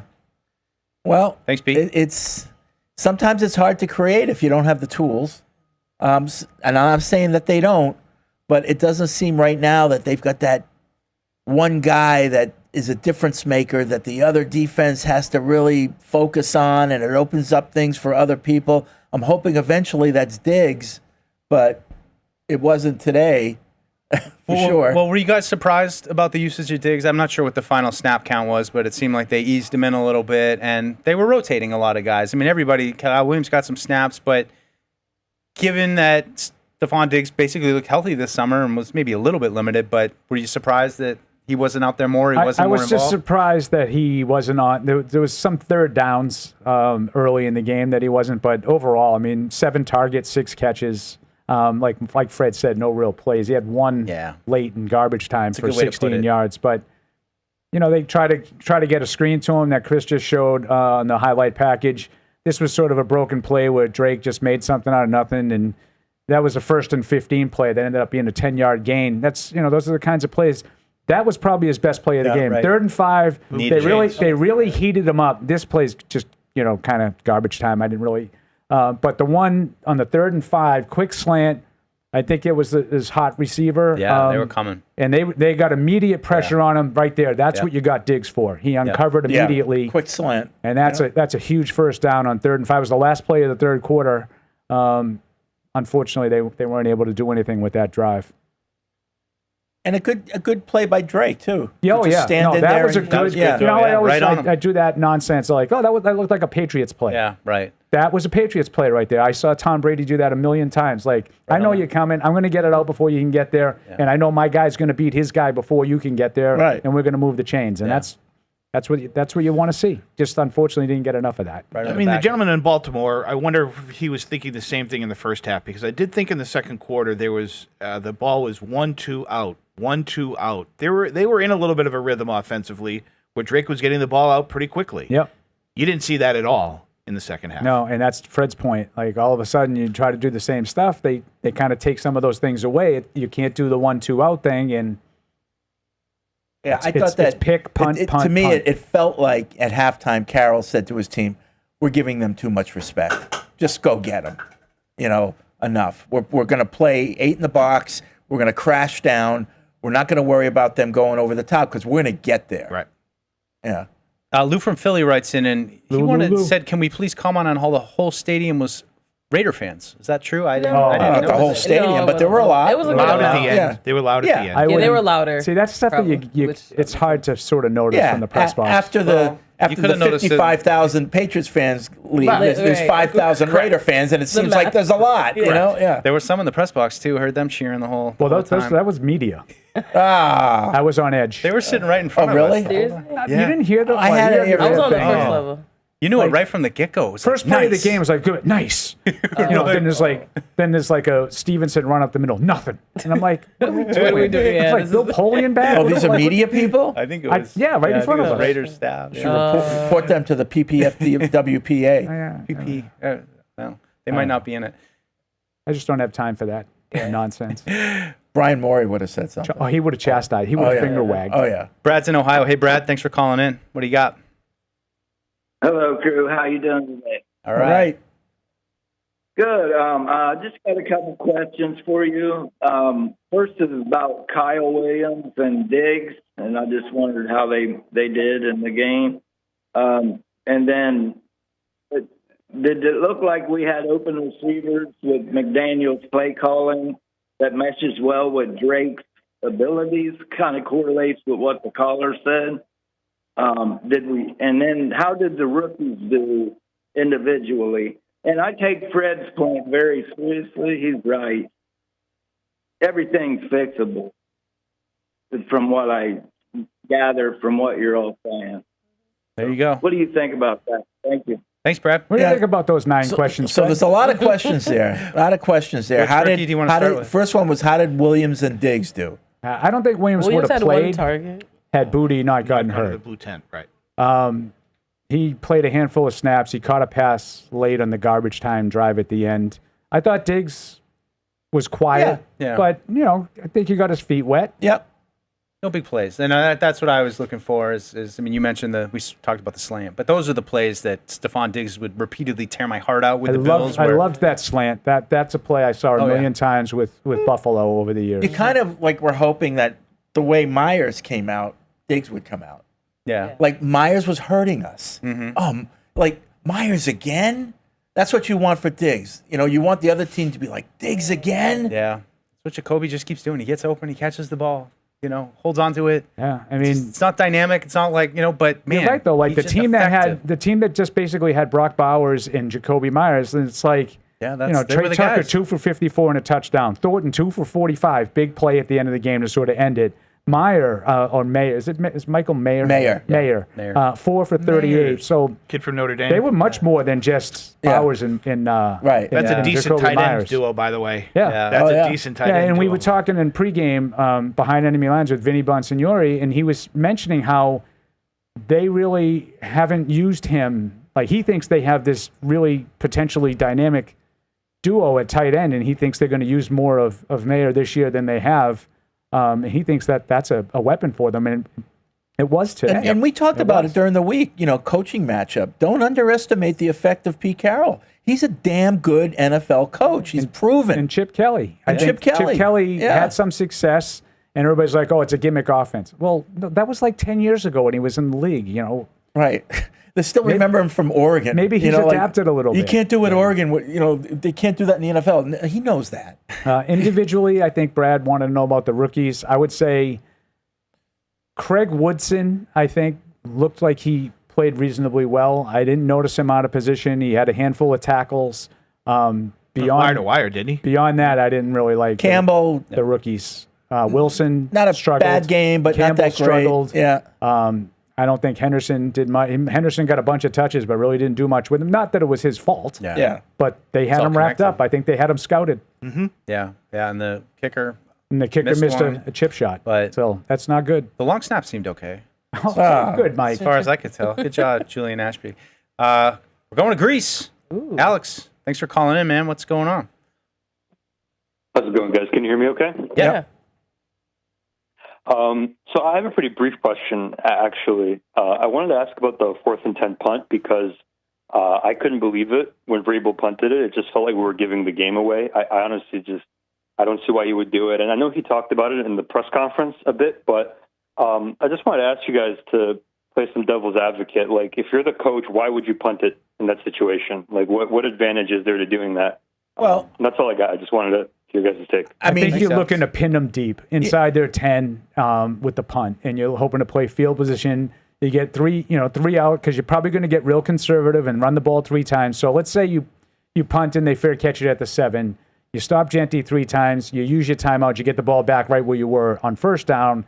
And that's what I think you're looking for. I wouldn't have done it. I would have gone for it. 4th and 10 is not insurmountable, especially from midfield. Yeah. It's not insurmountable. It's not like if you don't get the 4th down, the game is over. You're in the same spot. You need to stop, except for field position is different. Take one more call here. Sean in Virginia. Hey, Sean, thanks for calling in. What do you got? Hello, guys. How you guys doing? All right. I just want to start by saying, I think we need to come to grips that Drake Maye actually be the centerpiece of the destruction of this team, because when you're constantly missing bunnies, like little chippy shots across the field or whatever, those are momentum killers. So, I mean, that could be the difference between you actually putting the ball away, perhaps probably getting 3, or better yet, 7. So then the defensive snaps can actually change if your offense is actually sustaining drive, because he's missing easy shots. And I'm starting to wonder if he's actually capable of being a legit quarterback with those type of mishaps. That's all I wanted to say. Thanks, Sean. Yeah, I mean, this is didn't expect less. I mean, they lose. The quarterback doesn't look great. Quarterback gets the attention, and going into the season, this is what you wanted to know: is this quarterback going to be the guy? Not a good start for the year for him. And think about it this way: let's say Drake's a guy on another team, and he wasn't a first-round pick. He was a late-round pick who's playing because their starter is hurt. What will we be thinking of that quarterback from this game? It's inconsistent and he's a backup quarterback who's never going to make it in the NFL. Now, we know better.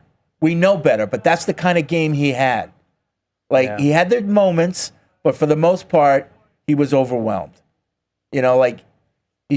Well, he was erratic. He was erratic. I mean, you might be right that he was overwhelmed. He was jittery. I just think he has. Mike calls him the Maye sprays, and I think he's right. Yeah. I think there's times where he loses his accuracy a little bit. And that's my biggest concern about having Josh McDaniels as the offensive coordinator, because it requires perfection. Yeah. And to my mind, there's one guy who's been able to do that. Yeah. Well, I don't know. In this game, I don't know if it was that same offense. Well, I just think when he throws it over Hunter Henry's head, Hunter Henry's open. But you can't. It's not the offense's That's what I'm fault. saying. But it requires perfection. So when it just requires an accurate pass. Right.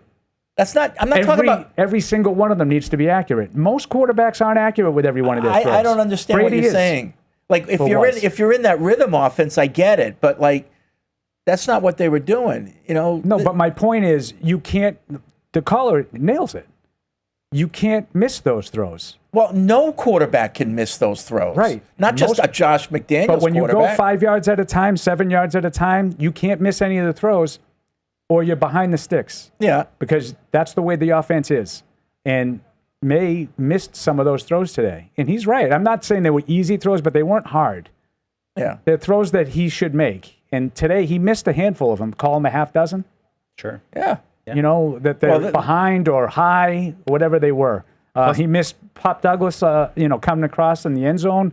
The first time before the touchdown. First time before the touchdown, which the touchdown, and then he follows the touchdown up with an incredible throw. That was one of the exactly where it has to be. One of the best throws of his career. I was texting with somebody. I said that's one of the best throws of Drake Maye's careure. No, he can do it. We know he can do it. Right. But the other one that drives me wacky is at home a delay game. Those have to drive a coaching staff crazy. You can't do that. No. I mean, this is an email from Ivan in California. It's just a lot of what we're getting. Honestly, I don't think it's unrealistic to be concerned about Drake Maye. He once again didn't play a clean game and consistently throws high or can't make simple throws. He's got too much Bledsoe in him. All right, Paul. Wow. Have sincere reservations on if he's the guy or not. Got a long way to go to get to Bledsoe's level, I'll tell you that. But is this what we're are we jumping right into this right now with Drake Maye? And is the pressure going to start to mount on him a little bit if this is how it continues to go? Well, I think each component of that offense, when they have their meetings this week, they have to be read the riot act. Yeah. Like the offensive line has to be read the riot act. It's just not good enough. And the wide receiver, everybody contributed to that second half. Yeah, I mean, nothing was good. Nothing was good in the second half. Mike had it right away. Mike was in full-fledged pout mode, and like late in the third quarter, it was like pick, punt, punt. It was like I was just reading down what happened, Paul. I know. I was just reading the stats. But it wasn't good, and it was kind of jarring after what you thought was. They had put together a nice drive to go down and tie the game, and then they put a nice drive together, and Borregales misses a chip shot, and then they put another drive together, and they get kind of bailed out with a penalty, questionable call, and then they still only get 3, even after that break, and you're kind of like, we're kind of shooting ourselves in the foot here. We should have more points on the board. Yeah. And it's 10-7 instead of, at the very minimum, it should have been 13-7. But probably even more. If you break down that offense, if one component of that offense had a stellar game, we would be, and the rest of the offense still played the way they played, we would be singing a different tune right now. If Henderson busted a few big runs. If the running backs or if the line played really well and Drake still missed a few passes, that would be a much different game. If Drake was able to take the team on his shoulders, and despite the offensive line not playing that well, we'd be singing a different tune. There's no one right now that can really be a game changer yet for the Patriots. So now they have to play solid team football, and it was far from that today. So until they have Drake Maye being that guy that can win a game on his own, or an offensive line that is just, elite, they're going to rely on everybody playing up to a certain level, and that's tough when you're a young team like they are right now. Yeah, Mike in Wilmington, North Carolina, he's got his crosshairs on Will Campbell. Thought he looked awful in his debut. I understand rookie growing pains, but I heard for months that our O-line was going to be significantly better than last year, and this seems like more of the same. Campbell looks way over his head and nowhere near what a 4th overall tackle should look like. Please tell me why I should be optimistic about him. I mean, did you guys? That's harsh. I mean, did you guys think we saw a non-functional offensive line today? Yeah, I think that's a little dramatic. I think that was a little dramatic. Overreaction for game 1. But do you think that the pressure was what caused Drake Maye to unravel? I saw last year. I don't think they were non-functional. But no, it wasn't non-functional. But I do agree with I have been told how much better the offensive line is going to be, and first of all, that's an incredibly low bar. Yeah. But if you want to say significantly improved, I haven't seen that in practice. I haven't seen a significant improvement. Are they better than they were last year? Yeah, they are. And they're going to get better. They have 2 rookies playing their first NFL game today on the left side. They'll get better, but it wasn't good today. Not by any means. They couldn't run it, and they couldn't protect. Was the inability to not run it, was that more surprising, and was that the bigger detriment today? Like, I think we came in so concerned about Max Crosby and pass rush and getting Drake uncomfortable. Ultimately, was it the fact that they couldn't move the ball at all on the ground and kind of had to resort to the pass all the time? I'm with you. Is that? I mean, that's kind of surprising that you didn't think coming in, oh, geez, we can't run block. That's going to be the problem today. But it kind of seems like that's the way it was. You have to do something that challenges the defense. And think about the short yardage plays. Say, like they had the late one in the first half on the 3rd and 1. A lot of misdirection and trickery. Earlier in that half, they had a 4th and 1, and what do? They went on 3rd and 1, they got stuffed. And on 4th and 1, they play action and took the shot to Hollins that they got the interference call on. So I think Mike makes a good point. Like, you got to run the ball better than that and maybe make it a little bit easier for the pass protection to hold up. To your point, Freddie, when you're, quote, easy to defend, they're just teeing off. Yeah, I don't know if you guys listened to Mike at the end of the half when they were going into halftime, but the CBS reporter asked him. Mike made it a point to talk about how their short yardage situation needed an improvement. I mean, so it definitely caught his attention. We saw some Hunter Henry at fullback. We saw a lot of misdirection. I mean, it still seems like they're kind of looking for it to be able to run what Josh truly wants to run. I mean, I think Jack Westover had some snaps, but I don't think he's the fullback answer. So it's just Also, to me, it was highlighted that they don't quite have the right personnel that they entirely need. We know that. It's a work in progress. It's a work in progress as far as that.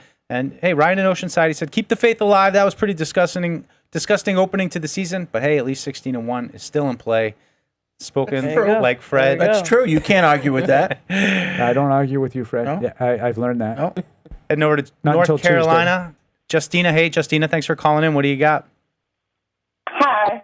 I'm just a little disappointed that the caller put Drake under the bus. It's like Drake isn't the cause of the team. Everybody was having mistakes, you know. Everybody, are you going to? Did she just say I put Drake under the bus? Oh, okay. I think so. No, not you. The caller. Yeah. Okay, I'm sorry. Vrabel under the bus because he did not. He kicked the ball off. You know, the game, they had the Patriots number. And I don't think it's good to just take away the confidence of the team because they played hard. They did. Everybody had issues that they could correct. It's a learning experience. Don't make him feel like he's the cause of them losing. You know, Drake he's very good. I've seen Drake come out and pull it out before. You know, but making him feel like, and he takes responsibility for his actions, but making him feel like he's the cause of the entire loss, I don't think that's fair. If a caller did that, I'm not saying that. No, I mean, what did you say, Matt? The number of 19-plus yard plays they allowed? 11. 11. Yeah. 11. That has as much to do with losing the game as anything. Correct. And I will throw a little perspective in this year. I don't know if it's fitting or not, but a year ago at this time, what was the mood in this room? We're back, baby. Well, it all depends on who you were talking to. No. Yeah. There were after the Bengals game. But I'm like, if you play that game 16 more times, you're going 1-16. I know, but you did what you had to do to win the game. They won a game, and they didn't improve throughout the course of the year. I feel fairly confident in saying, forget about the record, this team will improve through the course of the year. I got a question for you. I think they're going to improve.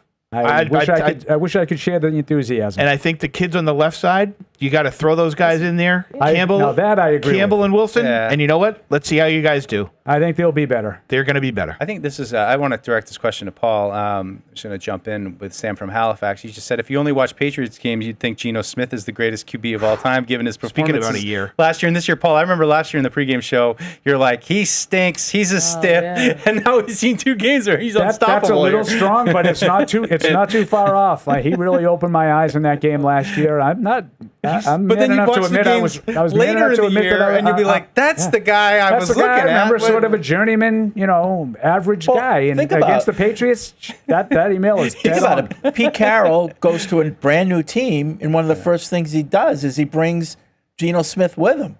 So, who knows him better than Pete Carroll? Nope. Yeah. No, it's a good point. Very accurate thrower, Geno. I mean, and Certainly. just wide open receivers like we're seeing right now too. That helps too. I mean, he's a good player. How's the season progress for him? But he had some really, really good timing throws to the outside today, where he just sort of delivered it right on time. This is, obviously that was pitching catch. Anyone can do that one. But he had a throw to Bowers on the sideline. He had a throw, I want to say, to Tucker. Maybe it wasn't Tucker. Maybe it was Thornton on the sideline. But listen, I was critical. That email is dead on. I was critical of him going into that Seattle game last year, and I was wrong. That might have been his best ball of the day. I was wrong. To Jacoby. No, and I continue seeing some of the highlights of Jacoby Myers. Of just, we saw him here as a rookie, and he continues to do what he always does. And it's just, I don't feel like he gets a lot of respect, but he is consistently productive no matter who is throwing him the ball on whatever team he's been on. We get it right in here from Nick from Phoenix, looking for any optimism. I didn't need to see a win today in order to feel good about the team this year, but I was really hoping to hang my hat on something in terms of improvement compared to last year. What did you all see that makes you think that this team has improved versus last year? I know it's only one game, so I won't declare them dead by any means, but there wasn't anything that I can look at and say they were much improved on compared to last year. Maye was iffy at best. The O-line wasn't anything impressive, and the defense couldn't get stops unless Vegas messed up. Well, if the game ended after 30 minutes, we'd be happy. So can I just? But what was better today? It was the question. What was better today than pressure, last year? or did they scheme their pressure? I would say pressure was better today. That's the one still inconsistent. Yeah, I do think it was schemed, but it was better. I don't care. They got primarily, it. right? But better in spurts. The kid chasing, I think that was one where he actually beat the guy in front of him. That was the one that didn't look schemed, but the rest of them kind of looked schemed. But again, didn't Keon White have 2.5 sacks in the first game last year? Yeah, if you saw similar kind of initial production and then it So tailed somebody off was a little asking bit, for, did you so- see any improvement? They did not get to the quarterback at all last year. So did they have 4 sacks today, Paul? Yeah, they did, but to Mike's point, they had sacks in the first game last year. Yeah, but I would just say I think I just liked how Chason looked. I know he was kind of productive, but I just think he's got some burst Landry off the edge. was good. And Landry's strong. I think they've got some juice off the edge they didn't have last year. I would say, injuries. even though I thought it was quiet today, I would say Diggs is an improvement over last year. And I think he'll get better. Yeah. I think he'll get more Still comfortable and he'll injury. develop What were something Maye's with May. final numbers? He was 30 for 46 for 287 with a touchdown and a pick, 4 sacks, and a fumble. Okay. Not good. Brissett could have never done that. Yeah, I mean, well, I think you could. I think you could absolutely do that. Who? Brissett. He's capable of. He never did it. He's capable of not scoring points. Yes, I know. I think he can do that. What was better this year, and I think what he's talking about, the email is talking about, is Maye. He's comparing it to Maye, not to Brissett. But I know you had your little line there. What was better? My little line. What was better? What was better today than it was last year? And I think Matt's point, I would agree with Matt. I think the rush was better, even though Mike Dussault is correct in pointing out that Keon White had 2.5 sacks in the opener last year, and much like Harold Landry did. Well, I thought that the pressure was better. Here's what's better. It's Kyron only Williams one game getting in the last end year, zone and it for was the a whole Rams was season. better. It's only one game so far. It was a whole season last year. So No, we're comparing the first game. No, I know. And basically the season, is it indicative of what you're going to get? Right. And I think Mike Dussault was pointing out that if you made the sweeping generalization that, the pass rush looks good after the first week last year, obviously until you got to that game that they had 9 sacks against the Bears, you never really saw it again. Yeah, or even just feeling great about. But I think particular Diggs. player. I think Diggs gives the offense, the passing game, a better option than anything they had last Booty year. looked better than he did last year. I think Booty was on par with what he was last year. I think Booty. I don't want to go as far to say he's criminally underrated or anything, but I never understood the whole premise that he was on the chopping block before the draft. They're looking to move on from Kayshon Boutte. I have not seen anybody that's any better than Kayshon Boutte in a Patriots uniform, and yet he always just seems to be the other guy. Yeah, probably because he's not electric on the outside, but he's consistent. I mean, he's kind of a little bit like Jacoby to me in that way. Not exactly same players, but just makes the catches he gets. I mean, you had the big one too. last I year. think he's tough. Great Did he have hands. over 100 yards today? I He think, did. Paul? Yeah. 103. 6 for 103. I think you could do much worse than having him be your third option. Yeah. Now the problem is they don't have great first options, and that's what we're going to have to find. Would you say he's a solid 3? Would you say that Demario Douglas was good, bad, or indifferent today? Indifferent. I mean, He had a touchdown. He also had a drop. Yeah. Kind of like a lot of these guys. It was up and down, I think. But I would say overall a little Should have had 2 disappointed. touchdowns. He had a step on that other one. And maybe Drake missed threw it him on too that far. one. 7. Well, it would have been 1 touchdown because Yeah, the next it was the play same wouldn't have happened. series, But yeah. 7 targets, 2 catches. That's how it works. You don't get to do it again. For minus 2 yards. Yeah, I know. no, not good enough. I mean, 2 he had a catches really for good minus summer. 2 yards in a touchdown. Not easy to do. I'd say I still feel good about Travion Henderson too, and I think that they'll be I able feel to run good the about- ball a little bit. I feel good about There's Travion probably a Henderson. lot with Max Crosby going into the game, trying to figure out how to handle him and what we have to do to make sure that he doesn't destroy our game plan. Of course, next week you got Bradley Chubb and Jalen Phillips, who are still pretty good pass rushers themselves. But Chop Robinson. as they start to get going a little bit, I think that they'll find ways to get him going. I'd love to see Ramondre get going. I mean, that was What I really a little like about surprising. Henderson is Fred's thing. I think Henderson was a guy that was a focal point of the Raiders' defense today. I think he was a big part of the Raiders' defense's game plan, and they were ready for him. Now, I'm not saying that's great that he didn't really do much, but it's good to have some players that the other team has to account for. Yeah. What's another thing I was surprised about is just, and I've said this a lot in the shows leading up to it, Mac Hollins was always involved in joint practices, preseason. You just always saw Drake looking for him. There was one moment where I'm it's a first down from the 30. I'm here comes a fade to Mac Hollins. Didn't happen. I just was interested because going in, I said in like show, I'm curious once we get into the games if he continues to be like this. And today he disappeared. I mean, he had the one marginal at best pass interference draw. He did. And that other target that he had, I thought I always call it lobster armed. I know it's alligator arm. But I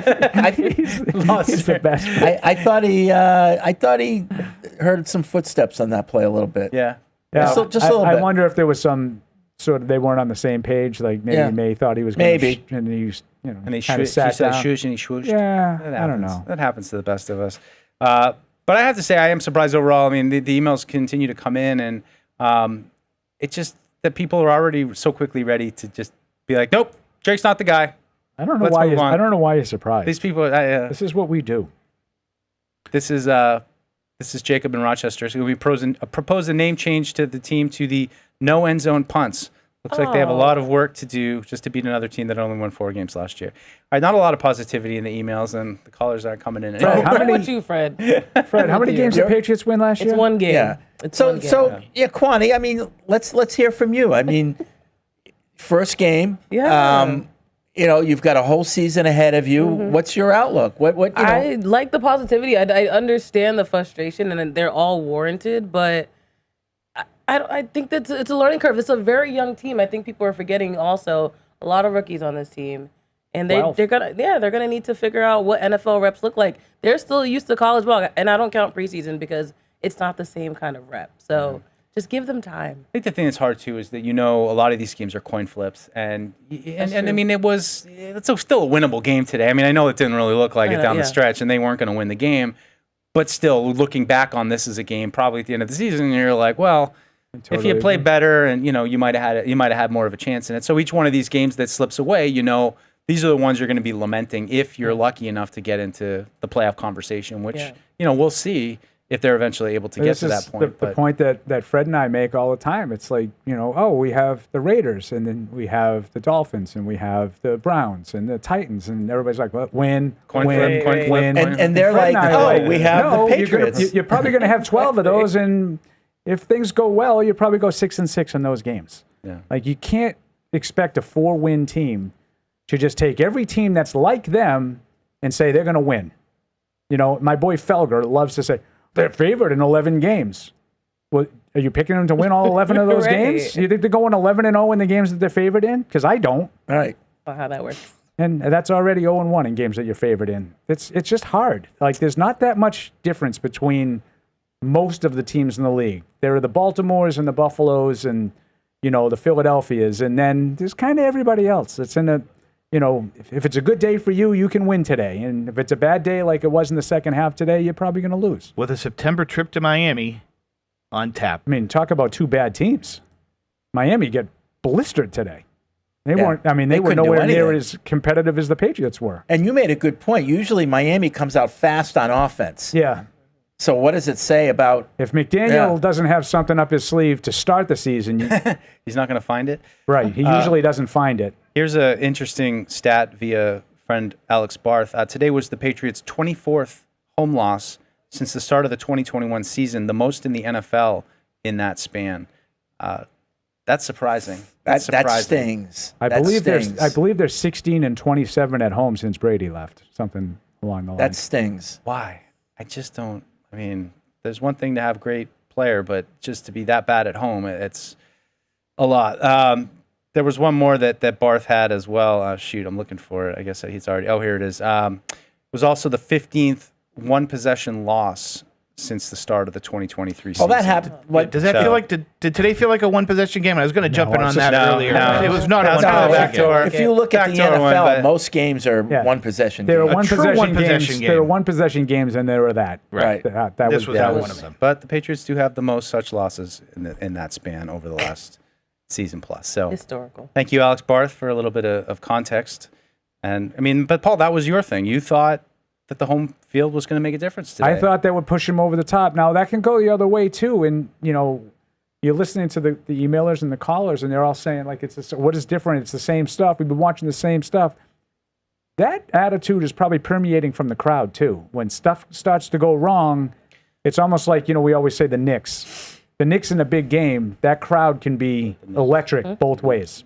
It can help the Knicks when the Knicks are playing well. When they don't, it can become a real hindrance. And I wonder if the Gillette Stadium crowd right now is sort of waiting for something bad to happen. Well, they should be. They've lost more games here than anybody in the last 4 years. But I hear you. But that's like that's you got what you wanted, Mike. Congratulations.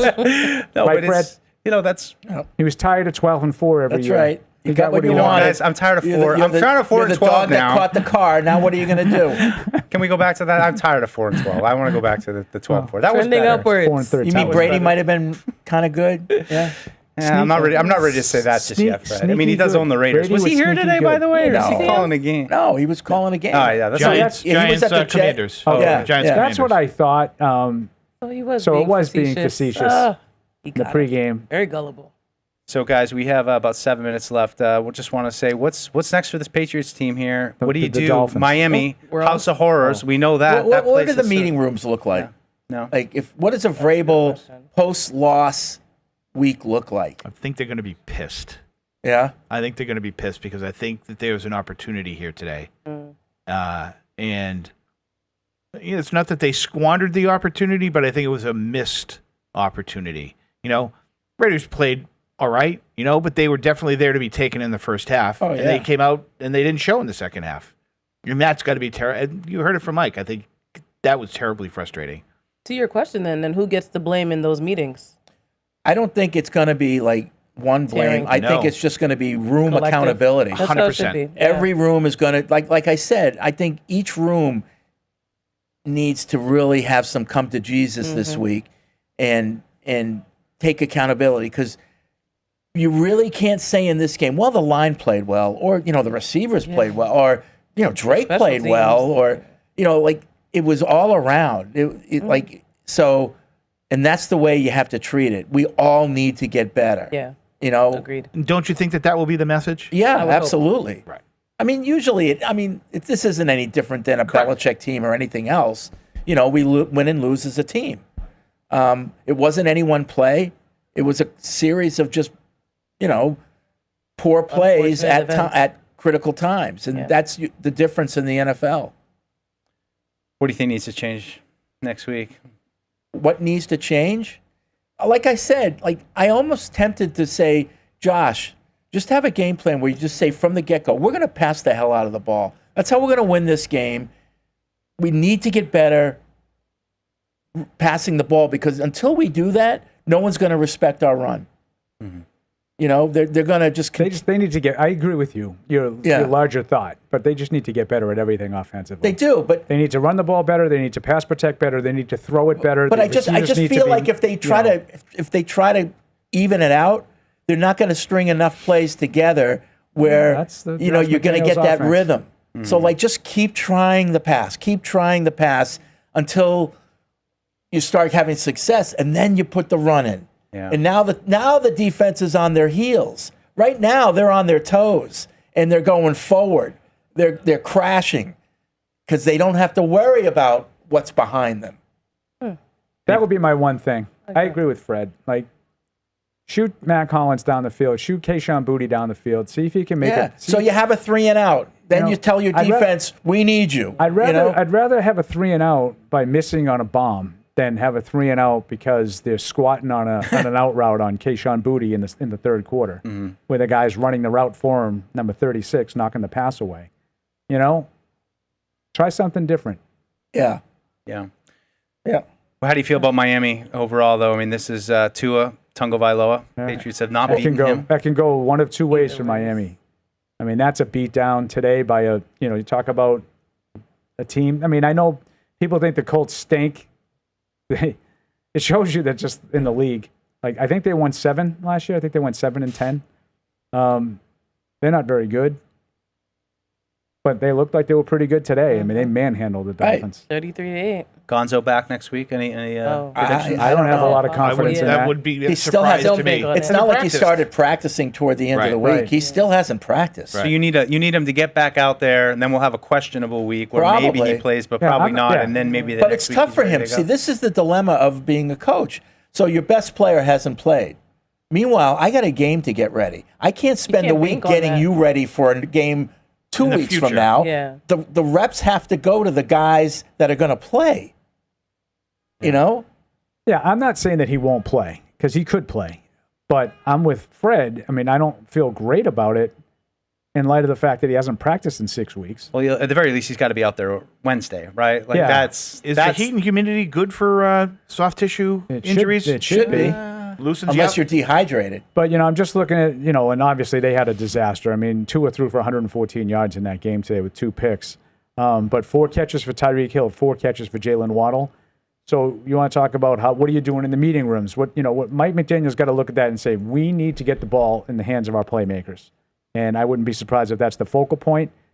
And if Christian Gonzalez isn't fully healthy and he's chasing one of those guys around, that could be a problem. Yeah. I don't know. I don't think he's going to play.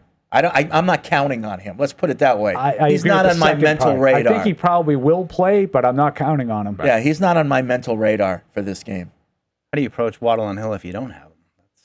That seems a lot like of bracket zones, but that's what Tua kind of likes that. I don't know. I look at what happened today with the Colts and say, what did they do? Yeah. Do you think it's? I mean, Mike Vrabel's played plenty of games in Miami, and I think anybody who knows this organization knows what that means going down to Miami to play. Do you think that could be a positive thing for them to kind of circle the wagons a little bit, get out of Dodge, go on a road trip, and have to play somewhere where all week everyone's going to be telling them about, well, Miami, you can't beat Tua, and you haven't, you've won in Miami 3 times in the last 20 years or whatever it is.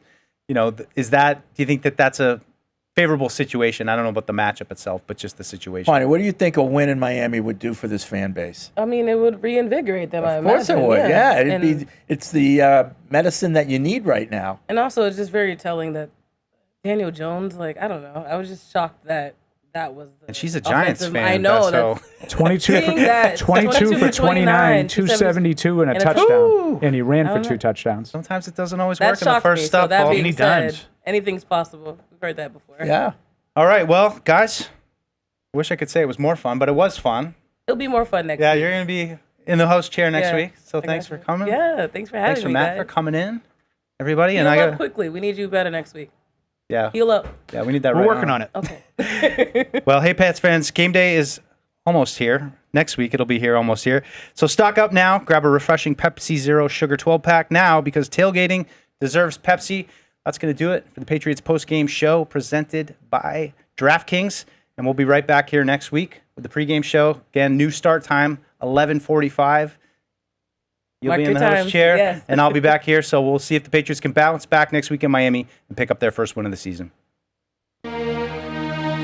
Hey, this is Evan. Thanks for tuning into the show. If you really want to help us, make sure to like us on Apple Podcasts, Spotify, or wherever you get your podcasts. Also, make sure to follow on the New England Patriots YouTube channel to see this show and everything else we do here at the Patriots. Thanks a lot.